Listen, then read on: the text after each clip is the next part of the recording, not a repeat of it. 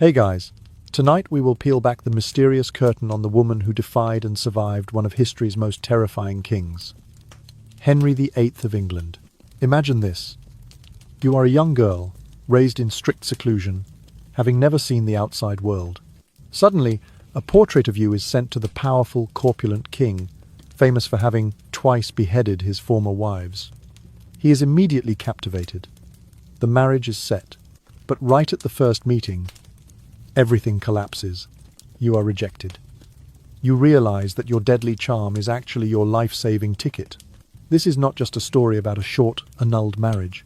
This is the dramatic journey of Anne of Cleves, the one considered the unluckiest wife for being scorned, yet the luckiest for cleverly turning rejection into wealth, freedom, and outliving all of Henry's other wives. How did she do it? By accepting her dismissal, Anne bought herself an independent status, becoming the king's beloved sister, and silently watching the tragedies that befell the women who replaced her. She was a master of survival, an intelligent woman who saw the danger, accepted stepping aside to gain a peaceful life. She truly is a silent hero of the turbulent Tudor era. So, before you get comfortable, take a moment to like the video and subscribe, but only if you genuinely enjoy what I do here. Now, let me know where you are relaxing and what your current local time is. I hope your night is quiet and peaceful. Now, dim the lights, maybe turn on a fan for that soft background hum, and let's ease into tonight's journey together. Anne of Cleves was born on the 22nd of September, 1515, in Dusseldorf, the ducal seat of her father John, Duke of Cleves, and her mother, Maria of Jülich-Bergmark. She was the second of 4 children, placed between an older sister named Sibyl, a younger sister named Amalia, and an elder brother, William, who would one day inherit their father's titles. Sibyl, the eldest, was married at the tender age of 12 to John Frederick, the Elector of Saxony, in a political arrangement that bound the Cleves family to one of the most powerful Protestant houses in the Holy Roman Empire. Amalia, the youngest, would remain unmarried all her life, while William, after their father's death, would rule over Cleves with a seriousness that would later shape the destiny of his sisters. Anne's childhood unfolded within the thick walls of Berg Castle at Singen, a structure that, by the early 16th century, had long ceased to be a fortress of war, and had become instead a palace of comfort. The halls of Berg were filled with tapestries, polished wood, and the soft hum of servants. Yet within that gentility, Anne's upbringing was disciplined rather than indulgent. Though her surroundings spoke of wealth, her education was narrow by the standards of noble women elsewhere in Europe. She learned to read and write in her native German, and her letters later in life reveal a clear but unadorned hand. Her accomplishments were domestic rather than intellectual: embroidery, needlework, and the creation of elaborate woven hangings that adorned both chapel and hall. In those delicate crafts, she found calm and purpose, for Anne's world was one of duty and quiet repetition, not debate or discourse. The spiritual atmosphere of the household was divided.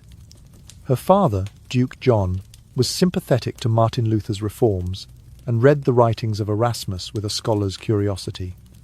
Her mother, Duchess Maria, remained a devout Catholic who clung to the Latin rites of her youth. Between them, Anne grew up in a household where 2 faiths coexisted in uneasy harmony, a reflection perhaps of the Europe that surrounded them, poised uneasily between old belief and new. Her education, therefore, was not one of philosophy but of piety, prayers, catechisms, and the decorum expected of a future bride, whose destiny would be woven through treaties and alliances rather than affection. When Anne was only 11 years old, in the year 1527, her father arranged a betrothal for her to Francis, the 9-year-old heir of the Duke of Lorraine. It was a match meant to strengthen the political wall of small Protestant and reform-minded states against the growing might of the Habsburgs. The engagement, however, was more theory than promise. Both children were far too young, and as the years passed, the political winds shifted. By 1535, the arrangement was quietly dissolved.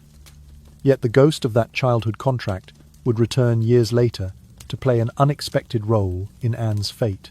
For when King Henry VIII of England sought to annul his own marriage to her, he would point to that forgotten pre-contract as proof that their union had never been valid in the eyes of God. As the decade of the 1530s drew to a close, the world that Anne would soon enter was already trembling. Across the Channel, In England, King Henry had buried his third wife, Jane Seymour, the only one to give him a living son. Jane died in October of 1537, after bringing into the world the fragile infant Prince Edward. The court was plunged into mourning that lasted until the following spring. Henry, aging and often ill, wore his grief like armour, and yet, behind the veil of sorrow, his counsellors whispered of the need for another queen, for alliances, for the securing of the young Tudor dynasty. Henry hesitated. He was both weary of marriage and terrified of loneliness. Meanwhile in Rome, the Pope, enraged by the execution of the English nobles Henry Courtenay and Henry Pole, Lord Montague renewed his excommunication of the English king.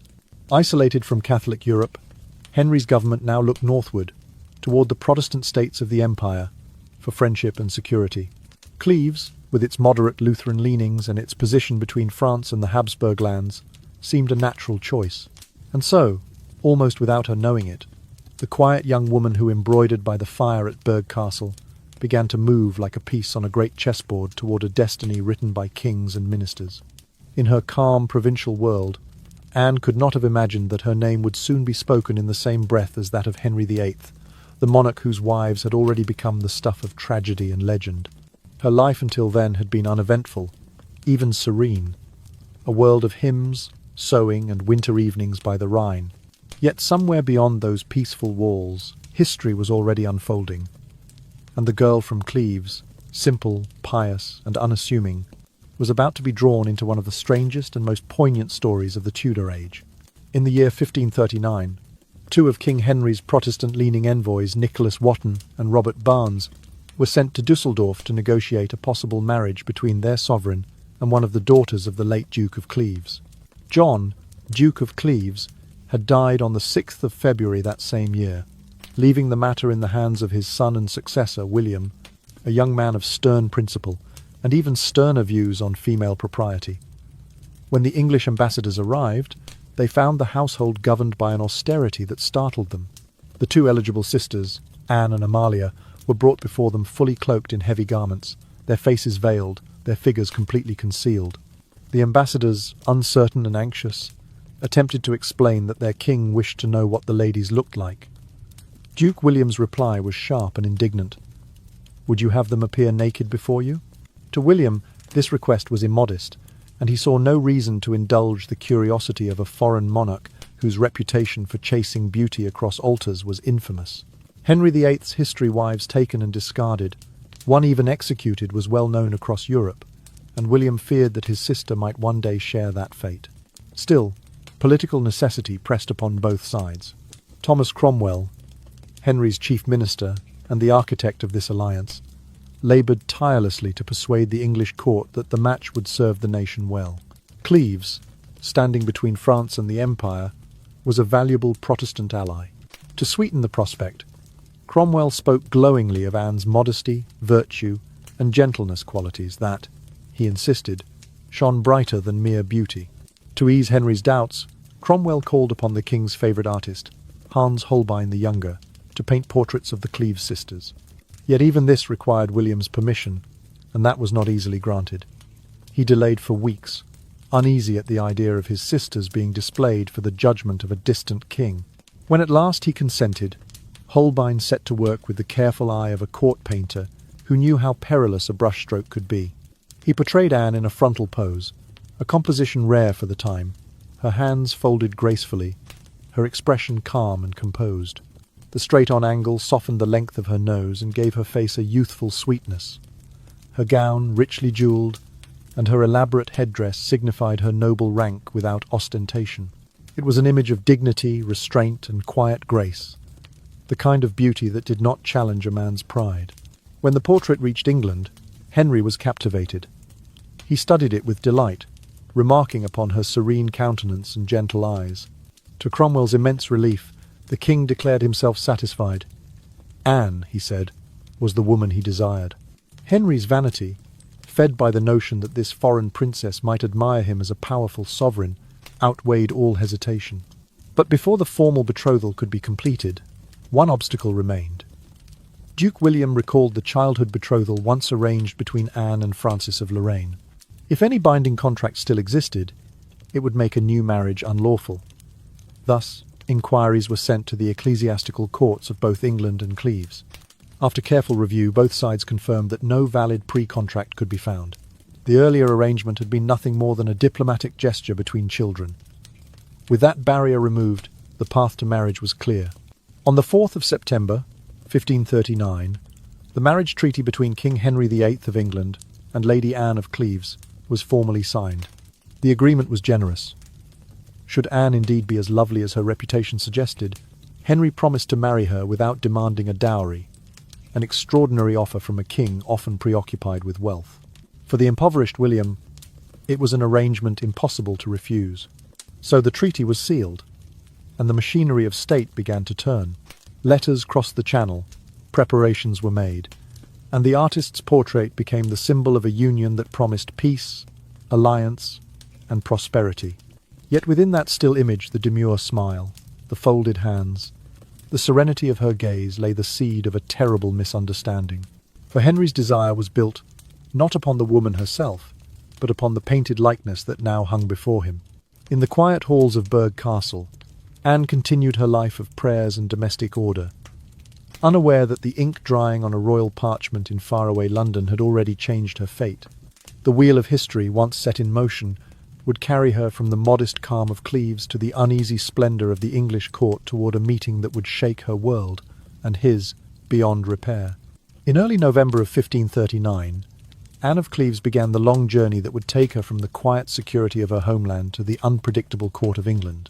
She had never travelled by sea, and so it was decided that she should go by land through the Low Countries and then across the Channel from Calais. Her progress was slow, hindered by winter weather and the elaborate ceremonies that accompanied her at every stop. After weeks of travel, she reached Calais on the 11th of December. From there, her entourage crossed the Channel safely, and she set foot on English soil on the 27th of December. 2 days later, on the 29th, she rode toward Canterbury through bitter winds and icy rain. By New Year's Eve, she rested within the walls of Rochester Abbey, unaware that her first encounter with the king, an encounter that would decide the course of her life, was only hours away. The English court was alive with excitement. Nobles and ladies competed for the honour of serving in the new queen's household. Reports from those who met Anne along the way described her as cheerful, courteous, and eager to please. She spoke only German, but was determined to learn English quickly. Her demeanour, everyone agreed, was gentle and good-natured. No one spoke ill of her appearance. On the contrary, she was praised as pleasant, kind, and merry. For the first time in years, England seemed ready to welcome a new queen. But destiny often chooses strange moments to reveal itself. On the morning of the 1st of January, 1540, King Henry VIII, unable to restrain his curiosity, decided to visit his bride in secret. It was a practice born of old romantic custom, the notion that the bride should be able to see through disguise and recognize her true love. Henry dressed himself in a cloak of plain cloth and rode to Rochester, calling himself a simple messenger of the king. Anne was seated by a window, watching a bear-baiting match in the courtyard below, when the door to her chamber opened and a broad, ruddy-faced man strode in unannounced. He carried a gift from the king, and before she could rise or understand who he was, he seized her in his arms and kissed her. Anne, startled and frightened, for she did not yet understand a word of English, recoiled and turned away, trembling. To her, it was an intrusion, even an assault. She had been raised to strict modesty, and the man before her seemed no more than a rough peasant. Henry stepped back, shocked by her reaction. He left the room in a storm of wounded pride, only to return minutes later dressed in royal splendour. The truth dawned on Anne, and she fell to her knees in embarrassment. The king lifted her up and kissed her once more, in the English fashion. They dined together that evening, speaking through interpreters. The conversation was halting, awkward, filled with polite smiles and long silences. Yet for Henry, the damage was done. His vanity, so carefully fed by flattery, had been wounded beyond repair. When the king returned to his courtiers, his face was dark with displeasure. "I like her not," he said coldly, words that would echo through history. From that moment, no one around him dared to contradict his opinion. Ministers, courtiers, and ladies all agreed that the Lady Anne was not as beautiful as the portrait had promised. The tide of admiration turned overnight. Henry began at once to look for ways to escape the marriage. He questioned the legality of her previous betrothal to the Duke of Lorraine's son, and demanded that Anne swear she was free from any prior contract. She did so without hesitation, calmly and obediently, her composure only deepening his frustration. But no fault could be found, and the alliance with Cleves was too valuable to risk. The king was trapped by his own politics. Thus, on the 6th of January, 1540, the marriage took place at the Palace of Placentia in Greenwich. Archbishop Thomas Cranmer officiated. Anne wore a gown of rich cloth of gold, her demeanour solemn and dignified. Henry, pale and unsmiling, went through the motions. By nightfall, England had a new queen, one her husband already despised. The next morning, Henry confided to his physicians and counsellors that the marriage had not been consummated. He complained that the queen had an unpleasant odour, that her breasts were slack, that he found her unappealing. To excuse himself, he added that he had suffered 2 nocturnal emissions. Proof, he said, that his own vigour was unimpaired. Gossip spread quickly through the court. In her chambers, Anne remained composed. When her English ladies asked whether the marriage had been consummated, she answered with quiet candour. "Every night," she said, "the king kisses me, takes me by the hand and says, 'Good night, sweetheart.' In the morning he kisses me again and says, 'Farewell, darling.' Beyond that, nothing." Anne was no fool. Though her formal education had been modest, she understood perfectly what was meant by marriage and by silence. She knew that the king had not touched her, and that her only safety lay in never making him feel humiliated. So she smiled, obeyed, and waited, not yet knowing that her patience would one day save her life. On the 24th of June, 1540, Queen Anne of Cleves was quietly ordered to leave the royal court and retire to Richmond Palace. The reason given was a plague within the city, but everyone understood the true meaning. Whenever King Henry wished to separate himself from a wife, this was how it began: distance first, and then the undoing. Around the same time, the king was seen gliding down the River Thames in his royal barge toward Lambeth, where a young woman named Catherine Howard, a lady-in-waiting to the Queen, was staying. To those who watched, the pattern was unmistakable. The king's heart, if it could be called that, was moving again, and Anne's brief reign as Queen of England was nearing its end. At Richmond, Anne maintained her usual calm. She had learned by now that fear was useless in the face of Henry's will. Yet in the deep hours of the night on the 6th of July, she was startled awake by a sudden knocking at her chamber door. Royal commissioners demanded to see her on a matter of great importance. Startled and half asleep, Anne fainted. The memory of what had happened to the king's previous wives, the accusations, the sham trials, the blood on the scaffold, must have flooded her mind. When she awoke, pale and trembling, the envoys reassured her that no harm was intended. The king, they said, wished only to examine the legality of their marriage, having discovered evidence of a possible pre-contract with the Duke of Lorraine's son from her childhood. Anne understood perfectly. Henry wanted an escape, and he would find one, whether by law or by decree. Her only choice was to turn this humiliation into freedom. So she played her part with flawless grace, sighing at her misfortune, lamenting the loss of such a most excellent prince, but conceding that if their marriage was not valid in God's eyes, she could not, in good conscience, oppose his will. Within days, she sent a formal letter agreeing to the dissolution of the marriage. The rewards she received were astonishing. In exchange for her compliance, Henry granted her an annual income of approximately £4,000, a princely sum by any standard, along with several grand estates. The manors of Bletchingley and Richmond, and Hever Castle, once the home of Anne Boleyn. She was also given fine jewels, gold plate, and a new title, the King's beloved sister. In courtly rank, she stood above all women in England, except the future Queen and Henry's 2 daughters, Mary and Elizabeth. Henry, perhaps out of guilt or perhaps vanity, went even further. To silence gossip about his supposed impotence, he publicly declared that Anne remained a virgin and was free to marry again if she wished. In doing so, he contradicted his own earlier claims that she had not pleased him as a woman. Yet no one dared to note the inconsistency. Anne accepted all of it with her characteristic composure, curtsying gracefully before the man who had cast her aside. On the 9th of July, 1540, The clerical court declared the marriage null and void. Anne signed the document in Henry's presence, her hand steady, her face serene. It was over the shortest and least violent of the king's 6 marriages. In the weeks that followed, she wrote to her brother, Duke William, explaining the situation. She told him she would not return to Cleves, since the lands and titles she now held would remain hers only if she stayed in England. "I like it here," she added, with quiet simplicity. William's reply was restrained. Publicly, he announced that he was glad my sister has fared no worse. Privately, he was disgusted by Henry's behaviour and feared for Anne's safety in the years to come, but he need not have worried. For once, the wheel of fortune turned gently. Anne settled into her new life with surprising ease. She rode and hunted, hosted small banquets, and delighted in fine clothes and jewels. She took pleasure in the freedom that came with wealth and solitude, a rare gift for any woman of her time. Courtiers who visited her estates remarked upon her good humour and generosity. She was often invited back to court, where she was received with warmth and ceremony.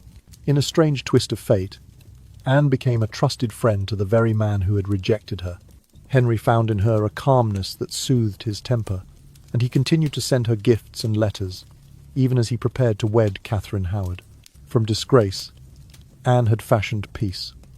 From rejection, she had drawn security.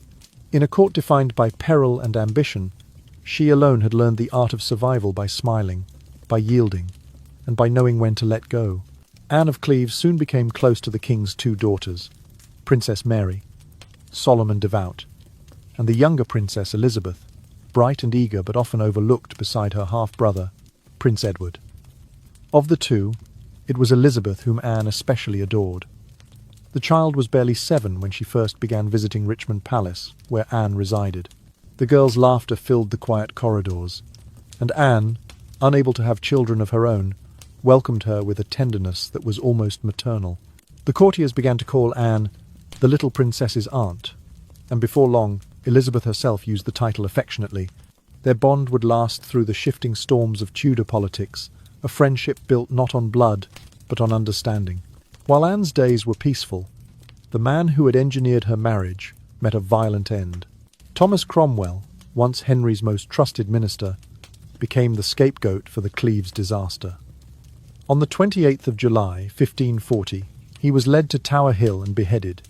The executioner's first stroke failed, and a second was needed to sever his head completely. The same day, Henry married Catherine Howard, the young niece of the Duke of Norfolk.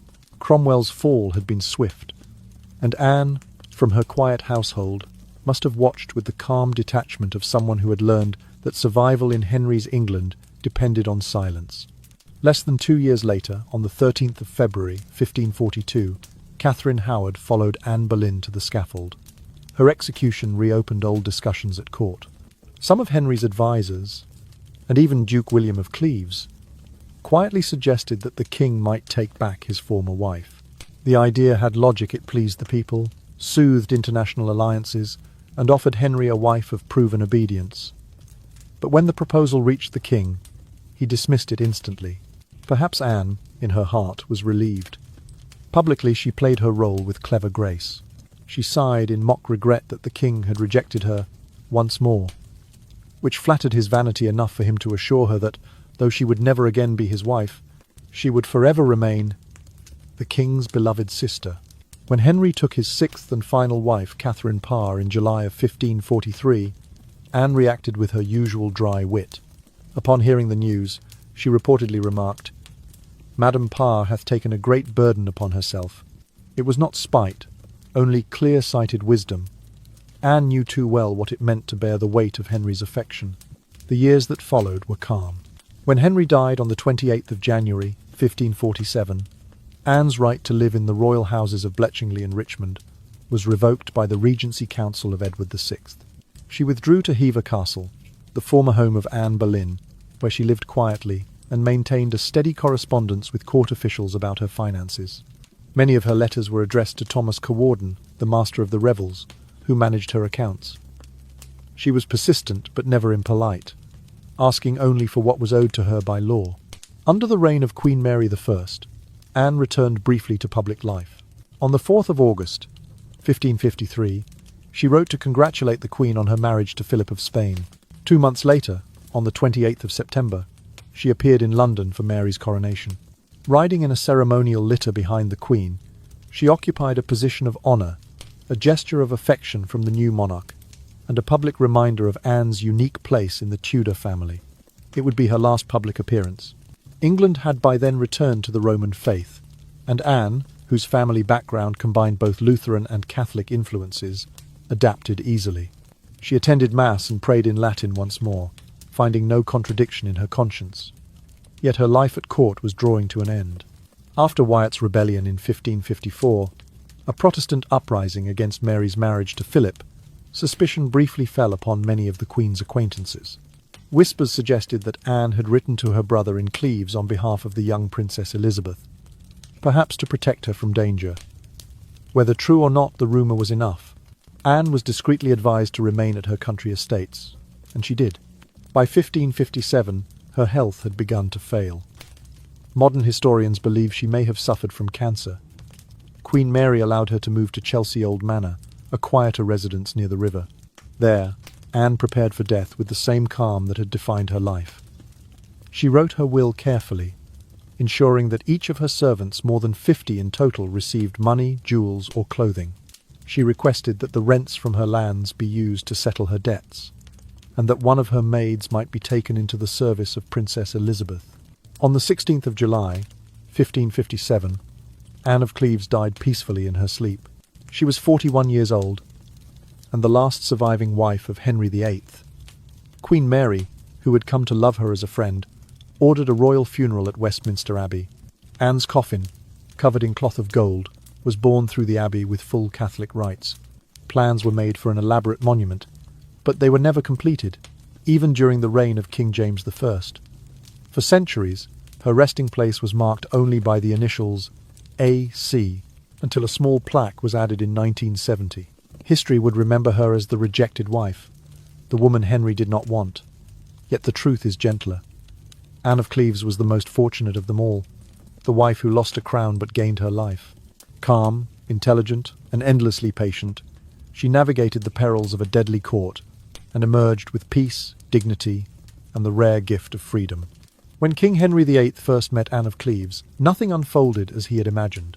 For most of his life, Henry had been surrounded by courtiers who told him what he wanted to hear, that he remained as handsome, virile, and magnetic as in his youth. His reflection in their flattery was one of eternal majesty. Yet on that cold day in late December, 1539, the mirror cracked. The king approached the meeting with the confidence of a man certain of his own allure, expecting that his new bride would fall instantly under his charm. What awaited him instead was a young woman from a very different world, a German duchess raised in piety and modesty, untouched by the performative flirtations of the English court. Anne knew little of English language or custom. To her, the idea of a disguised monarch bursting unannounced into a lady's chamber was unthinkable. When Henry, dressed in a rough cloak and calling himself a mere messenger, strode in and took her by surprise, she did not see a king in disguise. She saw a stranger. He seized her hand, drew her close, and kissed her before she could react. The act meant to be romantic was, to Anne, a shocking breach of propriety. She stiffened, turned away, and stood frozen, eyes downcast. In that single instant, the gulf between them became unbridgeable. Henry, embarrassed by her reaction, left the room in a fury. When he returned, now dressed in royal robes, he found Anne kneeling awkwardly, confusion written across her face. The courtly game of love in disguise, so familiar in England, was entirely foreign to her. Her innocence, her lack of artifice, the very traits Cromwell had praised now, offended the king's pride. The charm he had expected to inspire was nowhere to be found. That night, Henry's vanity bled into anger. His courtiers, ever alert to the temper of their sovereign, echoed his displeasure. "I like her not," the king declared bluntly. "She is nothing so fair as she hath been reported." His words spread through the palace like wildfire. To disagree was unthinkable, to agree was safe. And so, within hours, the same courtiers who had once praised Anne's sweetness began whispering that she was plain, dull, even coarse. Yet the political machinery that had brought her to England could not easily be undone. The alliance with Cleves was too valuable, too delicate to discard. Henry raged, but his counsellors insisted that the marriage must go forward. Thomas Cromwell, whose career now hung in the balance, reminded the king that to break the treaty would be to alienate Protestant allies and invite renewed hostility from the Catholic powers of Europe. Henry, cornered by his own diplomacy, relented. The wedding would proceed, but his heart was already elsewhere. On the 6th of January, 1540, the marriage ceremony took place at Greenwich Palace. The Archbishop of Canterbury, Thomas Cranmer, performed the rites. Anne, dressed in cloth of gold embroidered with pearls, carried herself with quiet dignity. Henry, standing beside her, did not smile. Courtiers who witnessed the event later remarked on the tension in the air, as though all of England held its breath. The vows were spoken, the ring placed upon her finger, and the King of England unwillingly took his fourth wife. That night, the royal couple retired to their chamber. What passed, or rather, what did not pass between them, became the talk of Europe. The following morning, Henry confided to his physician that he could not perform the act. He complained that the Queen's body was unpleasing, that she exuded a strange odour, that her breasts were slack signs, he claimed, of a woman who was no maid. To defend his manhood, he added that he had suffered 2 emissions in the night, proof that his own powers were unimpaired.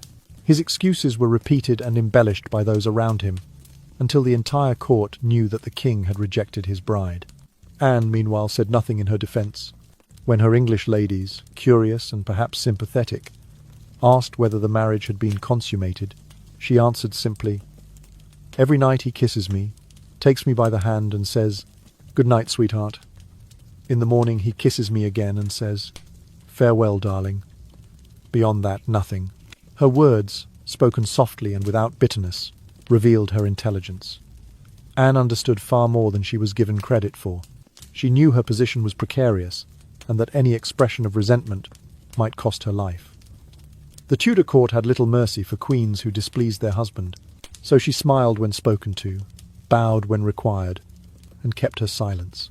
By the end of January, whispers had spread through London that the king sought to annul the marriage, but until a legal pretext could be found, Anne remained queen in name, a stranger in her own palace. Behind the walls of Greenwich, she moved with quiet composure, the embodiment of grace in the face of humiliation. Henry, bound by treaty but consumed by pride, could only wait for the moment when diplomacy would permit him to cast her aside. And so the days passed tense, empty, and silent like a candle burning slowly to its end. Anne of Cleves knew she was living upon the edge of a knife. She had crossed the sea into a foreign kingdom where she spoke little of the language, knew none of the customs, and found herself bound to a husband who regarded her with visible disdain. The court she had entered was a place of glittering danger, full of eyes, whispers, and betrayals disguised as courtesy. Around her moved those who had watched 2 queens rise and fall before her, their smiles concealing the memory of executioners and scaffoldings. Anne understood this world almost immediately. Beauty could not save a woman here, nor wit nor passion. Only composure could. And so she made composure her shield. She adapted quickly to English life. Within weeks, she learned the rhythms of court ceremony, when to bow, when to smile, when to speak, and when to hold her tongue. She began to study the language, repeating English phrases until they sounded natural enough to pass. She adopted Henry's peculiar brand of religion, that uneasy mixture of Protestant reform and Catholic ritual that satisfied neither Rome nor Wittenberg. Her upbringing in Cleves had already taught her to live between 2 faiths, with a Lutheran father and a Catholic mother. Now that same ability to balance contradiction became her quiet salvation. Anne did not complain. She did not plead for affection or protest her innocence. When questioned about her married life, she answered with gentle humour, "Each night the king kisses me, takes me by the hand, and says, 'Good night, sweetheart.' Each morning he kisses me again and says, 'Farewell, darling.'" To the women of the Tudor court, the remark was both witty and tragic, a subtle acknowledgement that the marriage was no true marriage at all. Yet Anne never said a word that would humiliate her husband. She understood that Henry's pride was more dangerous than his anger. Where others might have despaired, Anne chose serenity. She rose early, attended prayers, and busied herself with embroidery, reading, and the management of her small household. She smiled when spoken to, curtsied with precision, and observed every ritual of the English court.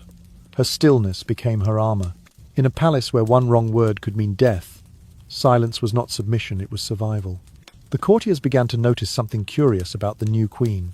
Unlike Catherine of Aragon, she did not argue. Unlike Anne Boleyn, she did not challenge. Unlike Jane Seymour, she did not beg for love or sympathy. She seemed, instead, untroubled calm, as still water beneath a winter sky. Even those who mocked her accent or her foreign manners found it difficult to despise her for long. Her patience disarmed malice. Henry himself could not remain wholly unmoved. At first he avoided her, dined apart, and refused to share her chamber. But over time, her gentleness softened his irritation. He saw that Anne bore him no resentment, that she sought neither favour nor confrontation. Her quiet acceptance reflected back at him in a way that unsettled him, for it robbed him of his usual sense of power.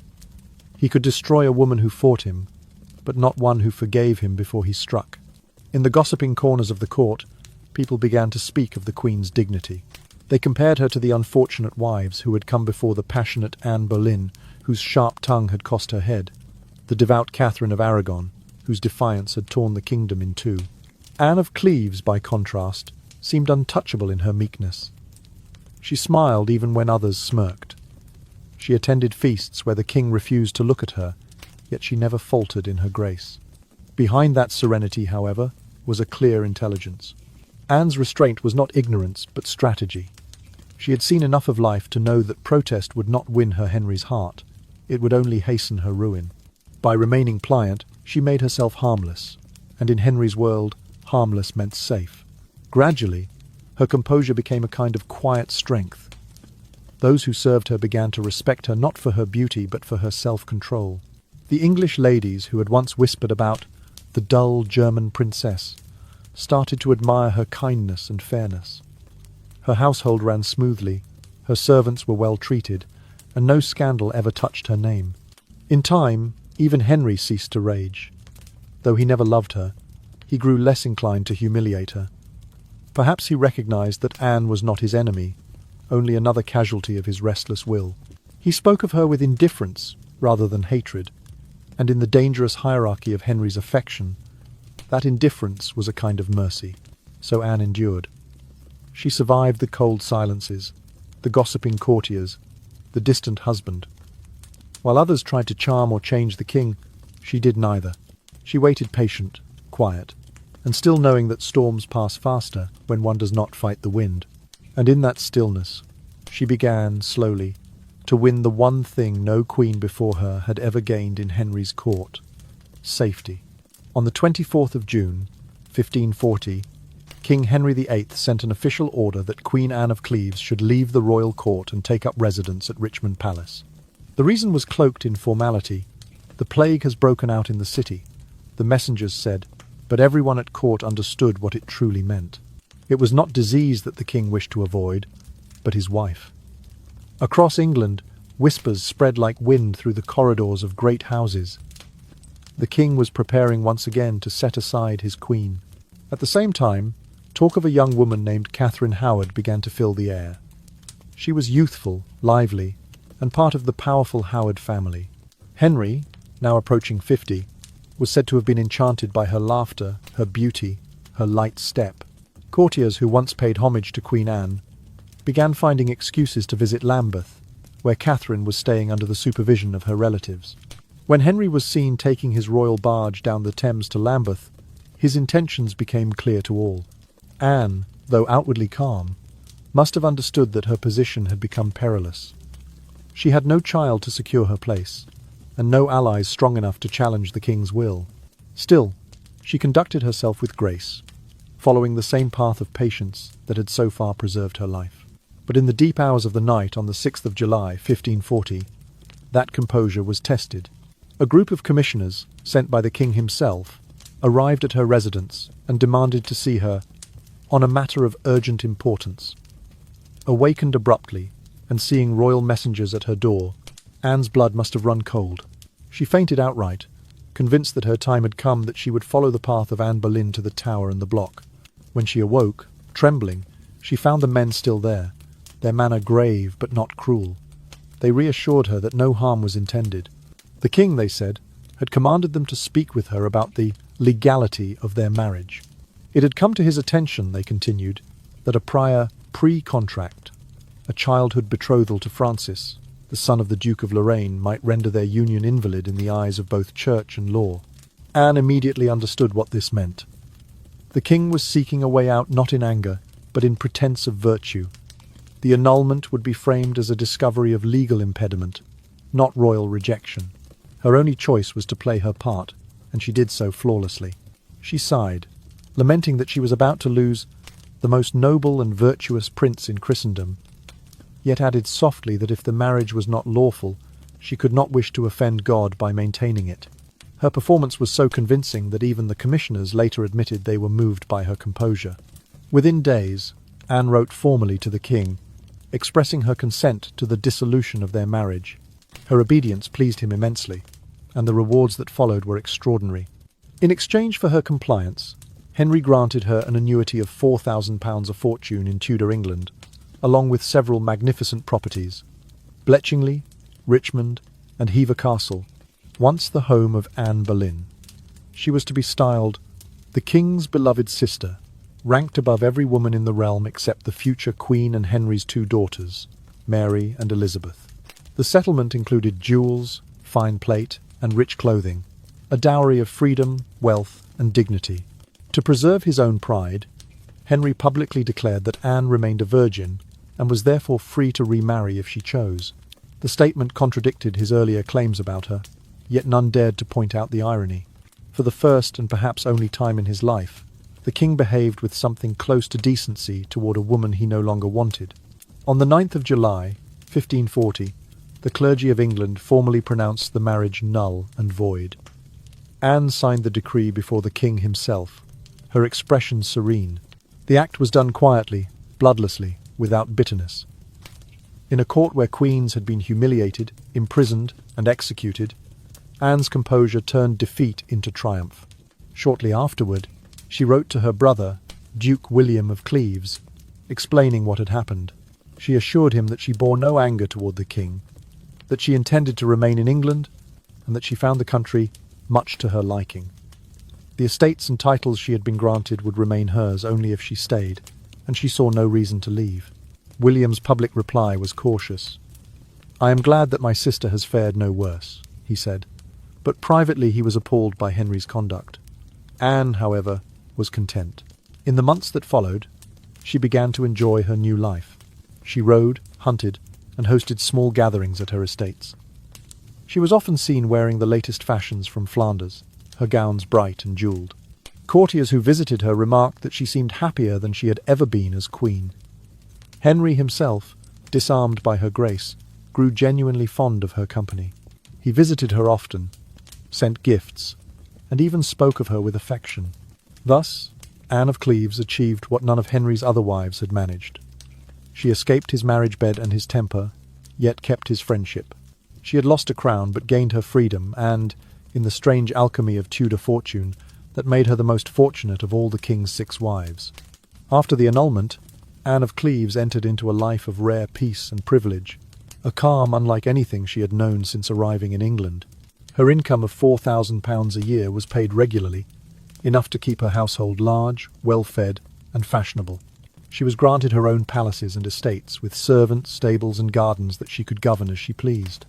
At Richmond and Bletchingley, her homes were filled with music and quiet laughter, free from the anxious formality of the royal court.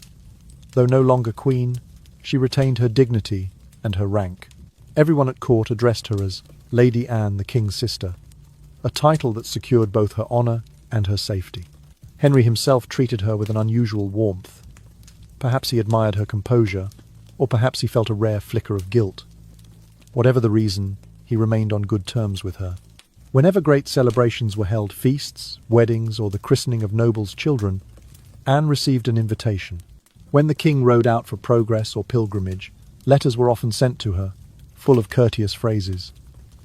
It was a strange friendship, born out of failure, but maintained by mutual respect. Henry, who had destroyed nearly every other woman who disappointed him, never again raised a hand or a word of anger against Anne. She, in turn, behaved with unerring tact. She never flaunted her independence or referred to her brief reign. When Henry remarried, she sent gifts and letters of congratulation. She called herself his humble and faithful sister. And she meant it, at least outwardly. Her household mirrored the dignity of a small royal court, organized, elegant, serene. In those years, Anne grew close to the king's two daughters. Princess Mary, quiet and grave, found in her an older woman who shared her seriousness of spirit. Princess Elizabeth, on the other hand, was bright and quick, full of curiosity. She had been barely 3 years old when her mother, Anne Boleyn, was executed, and she had grown up half forgotten. To this clever, motherless child, Lady Anne offered affection and attention. Many times, young Elizabeth was allowed to visit Richmond to see Aunt Anne. The two would walk together through the gardens, reading psalms and learning languages. Anne spoke to her of kindness, patience, and faith, the virtues that had preserved her own life. Those visits left an impression. Later, Elizabeth would remember her Aunt Anne as the gentlest of women, calm, moderate, and wise. In the palace where affection had always been conditional, Anne's kindness had been unconditional. But while she tended her gardens and her peace, tragedy unfolded elsewhere. Thomas Cromwell, the man who had arranged her marriage, fell from power. Once the king's right hand, Cromwell had been made scapegoat for the failure of the Cleves Union. On the 28th of July, 1540, he was taken to Tower Hill. The crowd that gathered was large and restless. The executioner's first stroke missed, and the second was needed to end his life. That same day, Henry married Catherine Howard. The contrast was cruel. While Anne lived quietly, the man who had created her destiny died in agony. Henry claimed Cromwell's death as justice, a way to cleanse the realm and redeem the embarrassment of his German marriage. In truth, it was politics. Cromwell had grown too powerful, his reformist vision too ambitious for the king's liking. Anne watched the news unfold with her usual composure. Perhaps she felt a moment of sadness, perhaps relief. He had brought her to England, and for that she owed him her fate, both the misery and the strange freedom that followed. Anne's own life seemed blessed by contrast. She had escaped the gilded cage of Henry's marriage without losing her head, her fortune, or her dignity. The courtiers who had once whispered about her foreign manners now spoke of her intelligence and moderation. She received guests, hosted small hunts, and dressed in silks of deep blue and crimson. The king sent her gifts of furs, jewellery and horses, a gesture of friendship, but also of pride, for it pleased him to be seen as generous toward the wife he had once rejected. In the tapestry of Tudor England, Anne's thread became a quiet, steady colour amid a field of blood and gold. She asked for nothing more than to be left in peace, and peace, against all odds, was granted to her. While Henry's court remained a theatre of jealousy, intrigue, and danger, Anne's homes became sanctuaries of calm. She read books in both German and English, dined early, and slept easily. No guards watched her doors. No whispers threatened her name. She was no longer a queen, but she was freer perhaps than any woman who had ever worn Henry's crown. Thus began the rarest of fates for a Tudor woman. A life without fear, a life reclaimed from the shadow of a king. In the year 1542, following the execution of Catherine Howard on the 13th of February, Duke William of Cleves once again sought to secure his sister's position. Believing that reconciliation would serve both diplomacy and the king's reputation, he suggested that Henry VIII remarry Anne. The proposal, he argued, would please both the people and the princes of Christendom. But Henry's answer was firm and final no. His vanity could not bear the idea of returning to the woman he had once publicly rejected. Anne herself felt no desire to resume the title of queen. She had tasted the peace of independence and had no wish to surrender it again to the volatile moods of her former husband. Yet in public she handled the situation with her usual intelligence. When rumours of William's proposal reached England, Anne sighed theatrically and said she was sorry to be refused by His Majesty once more.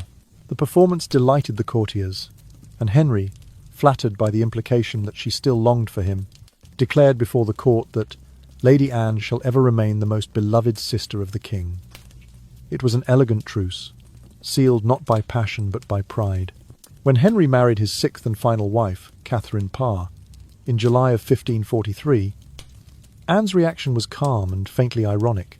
Upon hearing the news, she smiled and said, "Madame Parr hath taken a great burden upon herself." Those who heard her words understood the meaning. Anne had once been that burden, and she knew too well what it meant. The years passed quietly.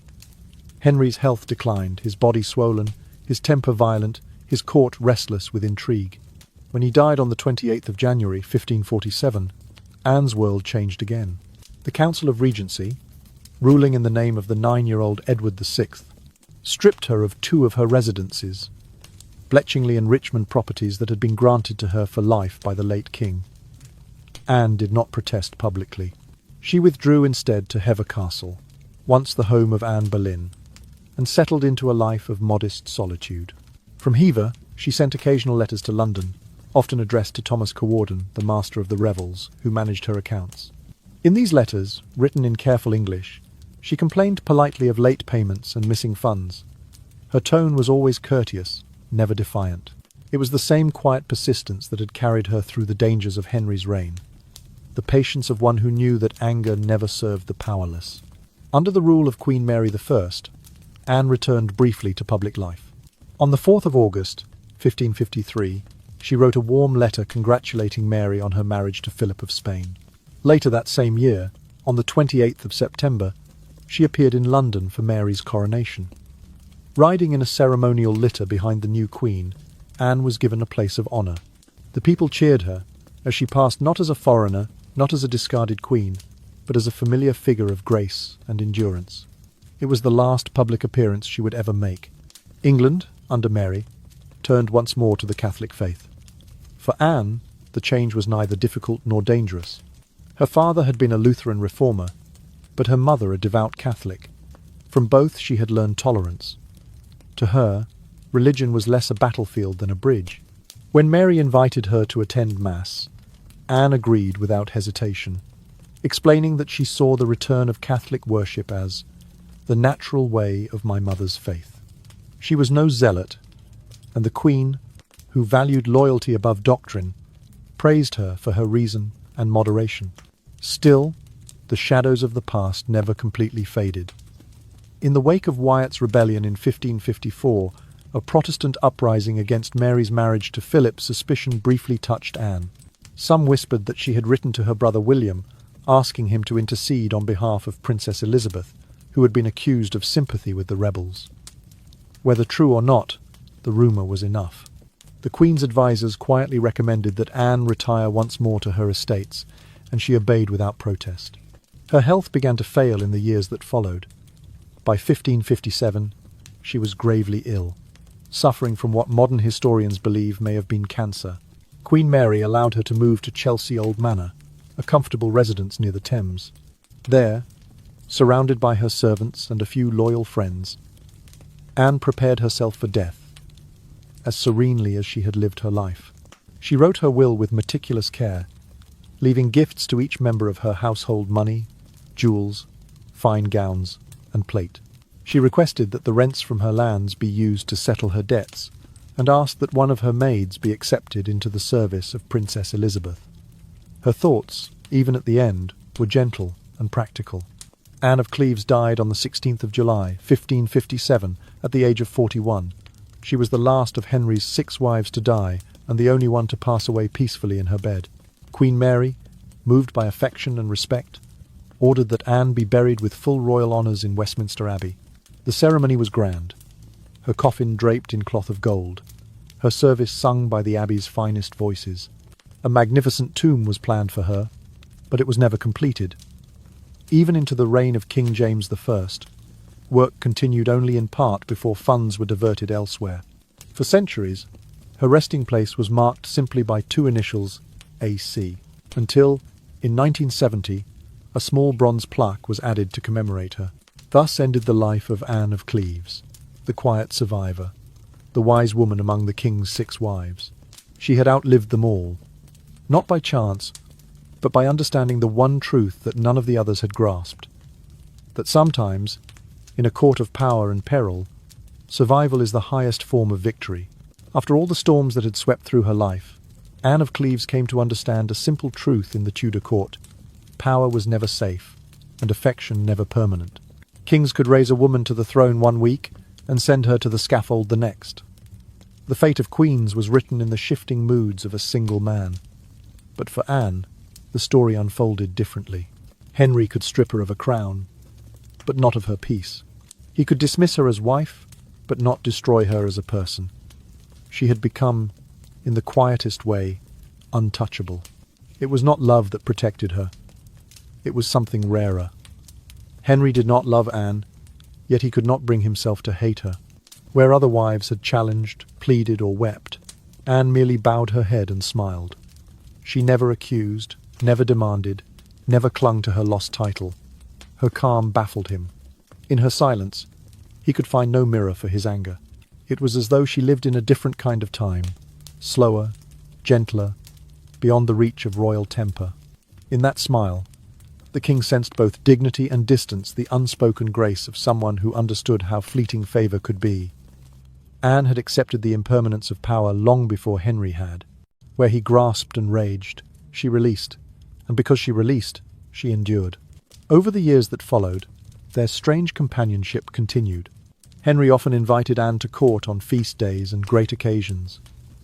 At Christmas or Easter, she would ride from Richmond or Hever to attend Mass beside him. She was always punctual, always serene, dressed with modest splendour, her German gowns rich, but never ostentatious. She curtsied deeply, and the king greeted her with warmth, calling her sister. When he sent gifts, bolts of silk, fine furs, or silver plate, he accompanied them with friendly messages. "To my good sister, whom I hold in constant affection." The courtiers watched with astonishment. In a reign marked by betrayal and fear, here was something that looked like gentleness. Even the most cynical among them could not help but respect it. To see a woman once discarded, now treated as a trusted companion, seemed almost miraculous. Anne, who had entered England as a political token, had quietly become one of the few people in Henry's circle who posed no threat, who wanted nothing, who simply existed in peace. Those who knew her well said that her kindness was not weakness, but wisdom. She understood that in a world ruled by men's egos, compassion was a weapon stronger than defiance. She did not flatter Henry as others did, yet she never humiliated him. Her presence reminded him of his better self, or perhaps the self he wished to believe still existed. It was said that when he was ill or melancholy, he would sometimes speak of her with a sigh, calling her "that good lady who was ever gentle to me." For Anne, kindness was not an act but a way of survival. She had watched too many proud women fall. She had seen beauty become a curse, wit a danger, and ambition a death sentence. So she chose a different path, humility not as surrender, but as strength. It was her invisible armour, her way of moving safely through a court where affection could turn to accusation overnight. And perhaps, in her quiet way, Anne pitied the king. She had seen him at his most human, stripped of majesty, trapped in his own fury. The man who had mocked her appearance was now swollen with age and pain, haunted by the ghosts of wives and courtiers he had condemned. While others trembled before him, Anne alone could look at him without fear. For what could he take from her now? Their relationship, if it could be called that, became a strange balance of gratitude and restraint. Henry gave her gifts. She gave him peace. He found in her company a rare comfort, the absence of conflict. She, in turn, found safety in his favour and freedom in his forgetfulness. To the outside world, it was almost incomprehensible. How could the same king, who had sent 2 wives to death, still write letters of affection to one he had rejected?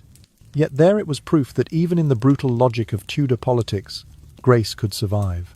Anne never used her position to seek advantage. She made no alliances, no secret correspondences. Her home was filled not with schemers or suitors, but with musicians, gardeners and priests. She gave generously to the poor around her estates and was remembered as a kind mistress who never raised her voice. In a court built on fear, Anne's gentleness became her legacy. She was neither saint nor strategist, simply a woman who had learned the power of stillness. Her life, once shaped by men's ambitions, had become her own. Even Henry, restless and suspicious to the end, seemed at peace in her presence. He who had loved and destroyed so many, could not destroy her. Perhaps because, unlike all the others, she had never tried to possess him. She had only smiled, and in that small, steady kindness, she had won the one victory that mattered most. She had outlived his cruelty with grace.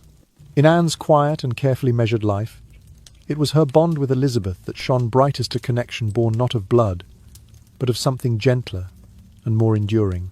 When Elizabeth was still a small, motherless child, she was often brought to visit Aunt Anne, the kind lady who lived at Richmond and later at Hever.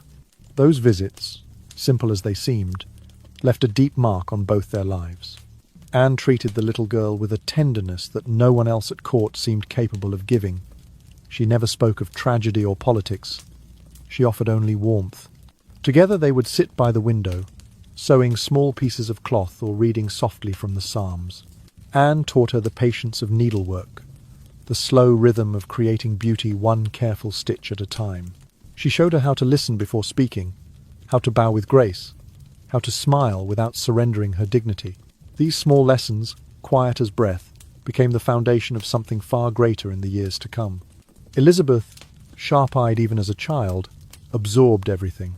She had known fear before she could understand it. Her mother's name whispered as treason, her status shifting with every turn of her father's temper. In Anne's company, for the first time, she found steadiness. There was no judgment, no reminder of her lineage, no warning to be silent or invisible. Anne treated her not as a royal pawn, but as a child worthy of affection. When they read from Scripture, Anne would pause to explain the verses in her soft German-accented English, her voice low and musical. The words of peace, endurance, and faith must have seemed like spells to the little girl who had known only uncertainty.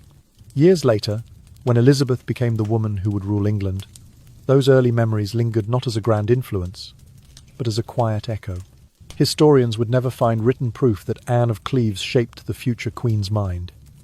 Yet the resemblance between them was unmistakable. Both women learned the same lesson, that survival in a world built for men depended on composure. Anne had survived Henry's rejection.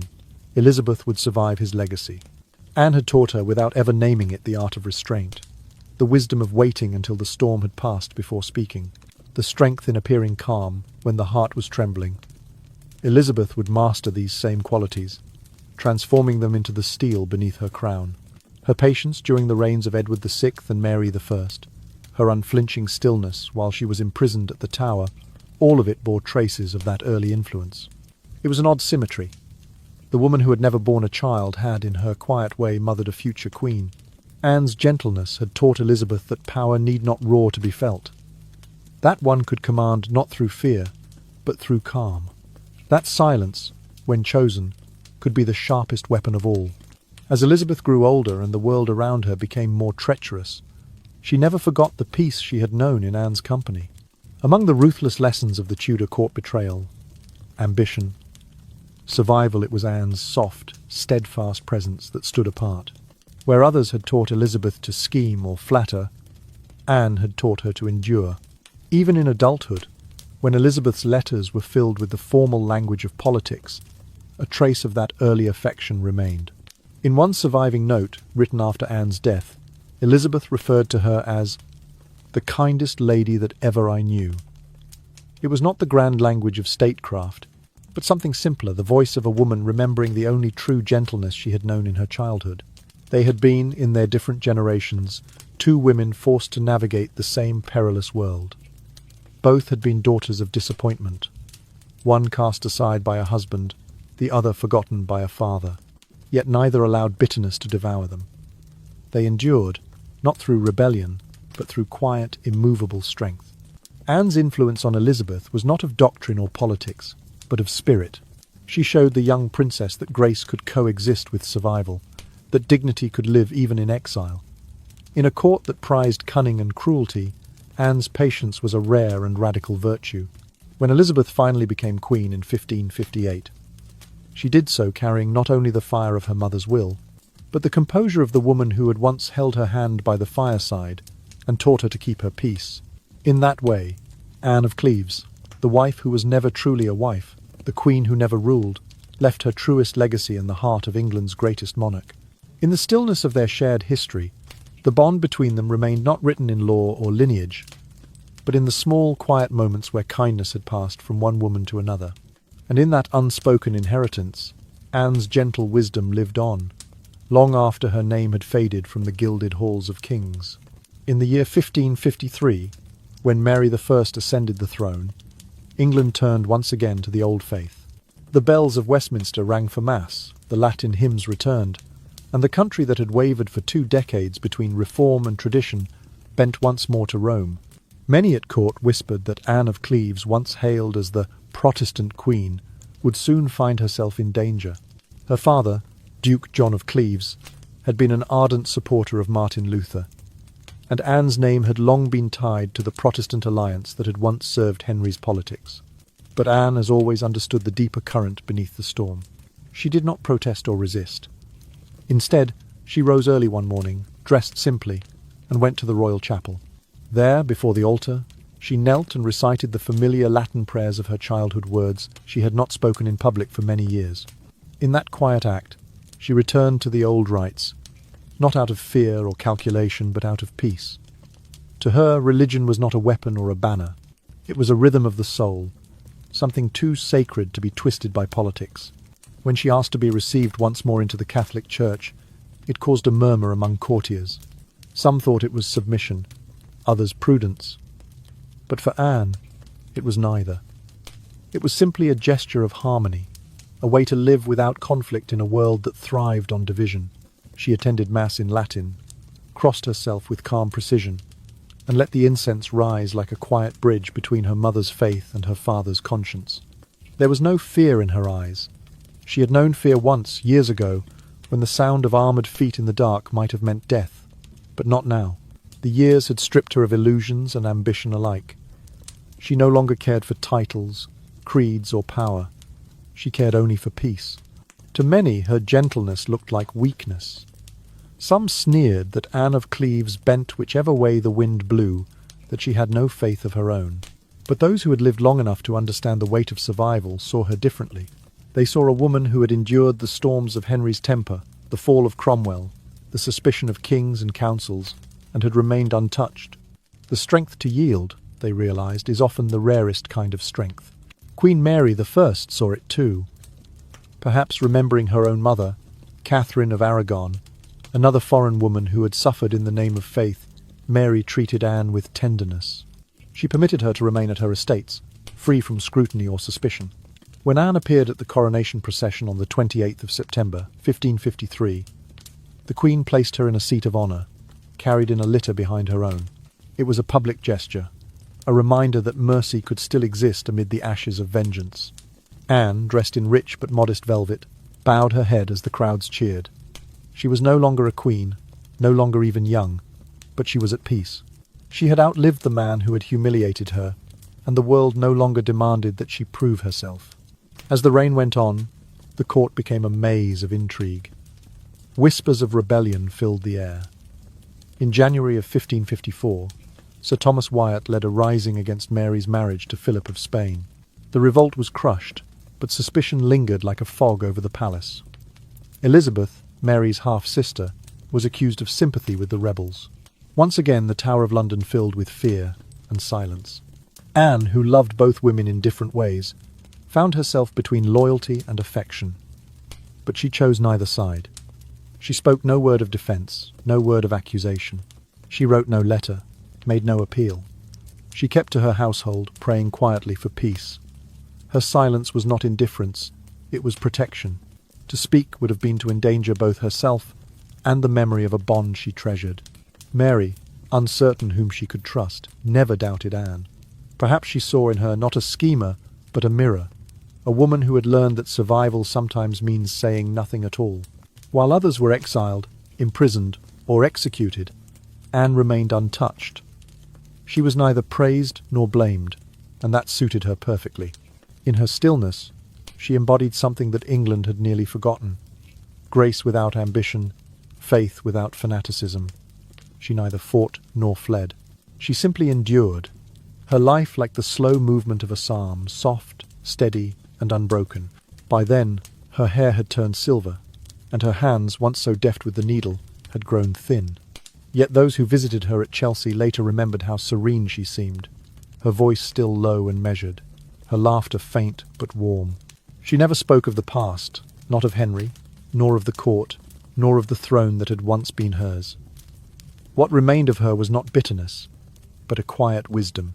Anne of Cleves had discovered, at last, the only kind of victory that lasts. Not the victory of power, but the victory of peace.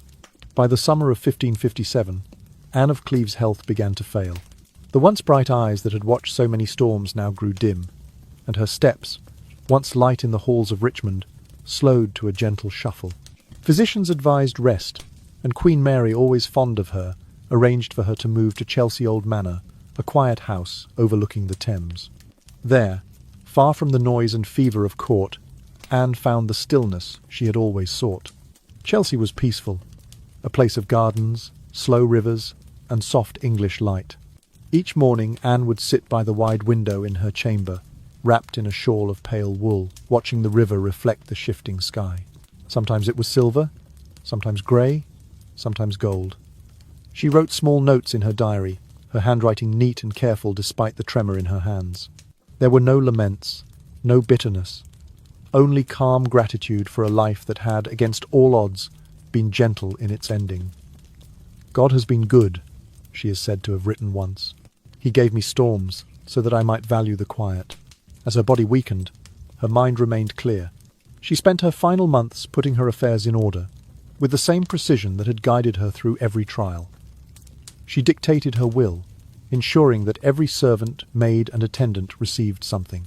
To one, a gold chain; to another, a ring or a piece of lace; to the old gardener at Hever, a small purse of coins. Even in death, she thought of fairness, of kindness, of leaving no heart empty-handed. She left detailed instructions that the rents from her estates be used to pay off her debts. "Let nothing be owed," she said, "for peace should not be burdened by unpaid promises." And in one final act of quiet affection, she asked that one of her closest maids, a girl who had served her since the early years of Edward VI's reign, be given a place in the household of Princess Elizabeth. It was her last way of sending a piece of herself to the young woman she had once loved, like a daughter. By July, the end was near. The servants moved softly through the house, speaking in whispers. Candles were kept burning in her chamber, though she no longer needed light to write. Each evening she asked to hear the psalms read aloud, the same verses she had once shared with Elizabeth, the same melodies she had hummed as a girl in Cleves. On the morning of the 16th of July, 1557, the maid who attended her entered her room and found her still. Anne had died in her sleep some time before dawn. There was no struggle, no cry, no sign of fear. Her hands were folded neatly upon the coverlet, her face serene. Those who stood by her bed said that she looked as though she were listening, as if, in her final dream, she had heard a familiar voice calling her home. News of her death spread quietly. Queen Mary ordered that she be buried with the full honours due to her rank. The funeral procession moved slowly through London to Westminster Abbey, the resting place of kings and queens. Her coffin, covered in cloth of gold, was borne on a chariot draped in black velvet, followed by nobles, clergy, and servants dressed in mourning. Bells tolled softly over the city. The ceremony was solemn and beautiful, held according to the old Catholic rites. The choir sang the Miserere, their voices echoing through the vaulted arches of the abbey. Candles flickered over the carved stone walls as the coffin was lowered into its place. For a moment, even the restless court of Tudor England seemed still. Mary herself did not attend, but sent her personal chaplains and a wreath of white roses.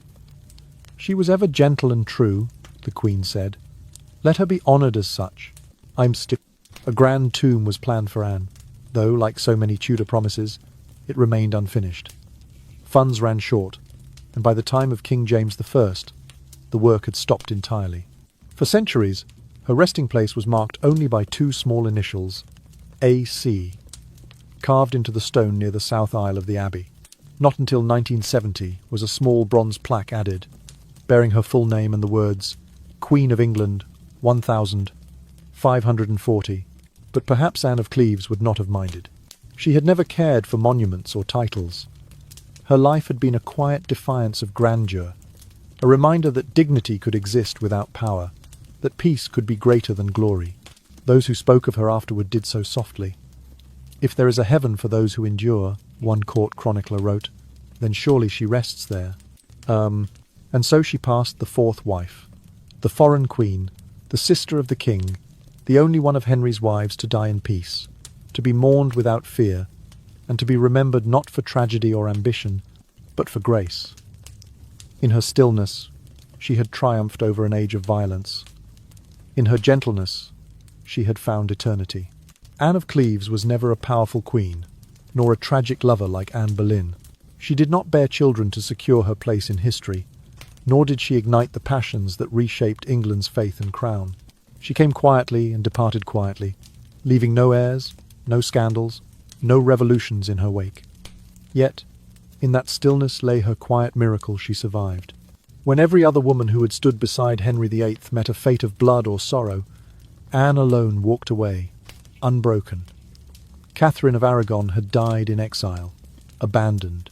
Anne Boleyn had fallen beneath the axe on Tower Green. Jane Seymour had perished, giving the king the son he longed for. Catherine Howard, barely more than a child, had followed her cousin to the scaffold. And Catherine Parr, the last of them, would die soon after the king, weary and widowed. Among that litany of tragedy, Anne of Cleves alone found peace. She lived out her days not as a queen, but as a free woman content, wealthy, and strangely beloved. Her grave in Westminster Abbey reflects the quiet truth of her life. There is no grand monument, no towering marble effigy, no Latin inscription carved in boastful flourish. Only two letters, AC, etched into stone. Two small marks for a woman who had once been at the heart of one of the greatest courts in Europe. And yet, those letters are enough. They hold within them the story of a woman who endured where others perished, who understood that survival could be the purest form of triumph. It was not until the year 1970 that a small bronze plaque was finally placed above her resting place, bearing her full name and title, Anne of Cleves, Queen of England 1540. More than 4 centuries had passed since her death, and only then did England formally remember her. But perhaps she would have smiled at the delay. Recognition, after all, had never been her ambition. Anne had lived her entire life in the shadow of kings, first her father, then her husband. Yet she had managed to carve out a life that belonged to herself alone. She had navigated a world that offered women little but danger, and she had done so without deceit, without rebellion, without cruelty. Her weapons were patience, humility, and grace, qualities that the world too often mistook for weakness. But those same qualities had saved her when beauty, wit, and defiance had doomed others. She was not born to change the course of nations, yet she changed the meaning of what it was to endure. In an age when women were treated as pawns of alliance and vanity, Anne quietly redefined victory. Hers was not the victory of conquest, but of self-preservation. Not the fire of passion, but the calm of wisdom. She had no crown, but she had freedom. She held no power, yet she possessed peace. And in the ruthless theatre of Tudor England, that was the rarest crown of all. Even centuries later, her story feels like a sigh between storms, a moment of stillness in an age of chaos. The English remembered her not for her beauty or her lineage, but for her goodness. The servants who had lived with her spoke of her gentleness, her fairness, her laughter that was never cruel. She never forgot their names, and she never let bitterness touch her speech. She was ever kind and true, wrote one chronicler, and no lady in England was more beloved. In the grand tapestry of Henry's reign, Anne's thread is pale, almost invisible at first glance. Yet without it, the whole design would feel harsher, darker, emptier. She was the calm after the storm, the quiet reminder that gentleness could survive even in the court of a tyrant. Her life teaches something that no conquest or coronation could, that dignity is not found in glory, but in grace.